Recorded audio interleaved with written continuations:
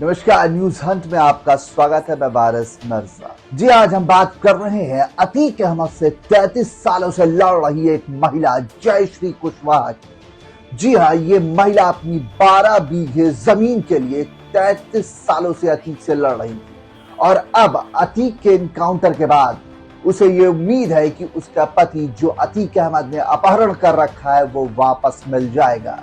आइए आपको बताते हैं पूरी घटना। अतीक से 33 साल से लड़ रही है जयश्री। 12 बीघा उपजाऊ जमीन को छीन लिया, पति को गायब करवा दिया, बेटे पर फायरिंग, फिर घर में घुसकर कई बार पीटा गया। इसके बाद भी जयश्री कुशवाहा ने हिम्मत नहीं हारी। वो अतीक अहमद से 33 साल से लड़ रही है। अब उसे भी उम्मीद जागी है कि शायद आतंक का अंत हो जाए और उसे भी न्याय मिले। कम से कम इतना तो पता चला ही जाए कि पति कहाँ है, इस दुनिया में है भी या नहीं, तो कहाँ और किस हाल में है। 15 साल से गायब है, फाइल में मृत। इस महिला का पूरा नाम सूरजकली कुशवाहा उर्फ जयश्री है। उसकी उम्र 60 साल है। उसके पति सालों से गायब है।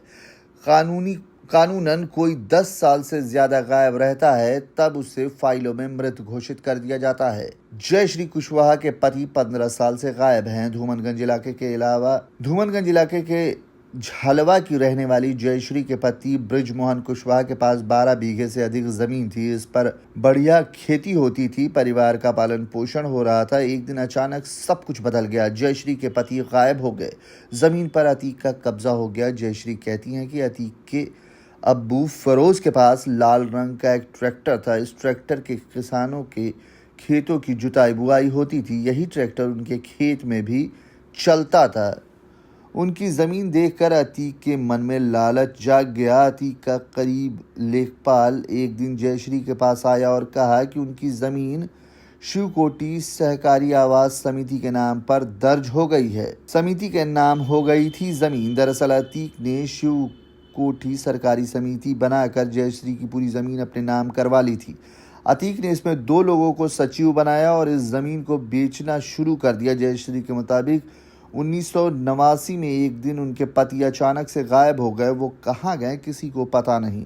इसके कुछ दिन बाद उन्हें पता चला कि ज़मीन अब उनकी नहीं रही। ज़मीन जयश्री और उनके परिवार के जीवन यापन का सबसे बड़ा सहारा था, इसलिए उन्होंने गांव वालों से सहायता मांगी और अपनी ज़मीन वापस पाने के लिए कोर्ट में आपत्ति दाखिल कर दी। इस बीच उन्हें ये पता चल गया कि ज़मीन हड़पने का पूरा खेल अतीक अहमद का था, लेकिन उन्होंने हार नहीं मानी। उन्होंने बताया कि जब उनकी ज़मीन हड़पी गई तब अतीक अहमद विधायक था।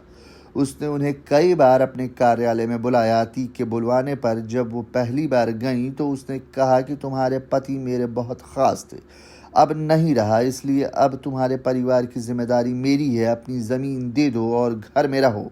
जयश्री के मुताबिक उन्होंने अतीक के ऑफर को ठुकरा दिया था। इसके बाद अतीक के गुर्गों ने कई बार घुसकर उनके साथ मारपीट की। उसके गुर्गे उन्हें लगातार धमकी दे रहे थे, लेकिन उन्हें हमेशा ही अतीक का डट कर मुकाबला किया। अपने भाई प्रहलाद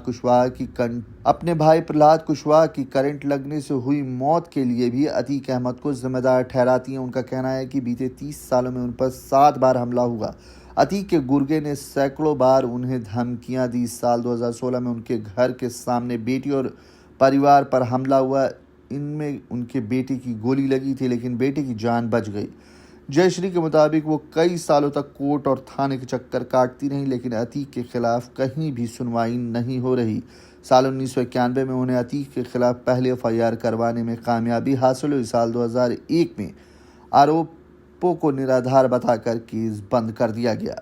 सीलिंग एक्ट से रुका अतीक का रास्ता। 2005 में जयश्री को बड़ी सफलता मिली। सीलिंग एक्ट से अनुमति नहीं मिलने के कारण शिवकोटी सरकारी आवास समिति का नामांतरण रद्द हो गया। इसके बाद जमीन जिसके नाम पर दर्ज कर दी गई। साल 2007 में सूबे के सियासत में परिवर्तन हुआ। इसके बाद अतीक के खिलाफ रिपोर्ट दर्ज हुई और कार्रवाई का सिलसिला शुरू हुआ। जयश्री के वकील का कहना है कि इस मामले में कुल 4 मुकदमे दर्ज किए गए। सभी मामलों में अब तक पुलिस ने विवेचना भी पूरी कर ली है। पुलिस ने अतीक और अशरफ के अलावा उसके अन्य आरोपियों के खिलाफ चार्जशीट भी दाखिल नहीं किए। जयश्री और उनके परिवार की सुरक्षा को ध्यान में रखकर प्रशासन ने 2 जवान तैनात किए हैं।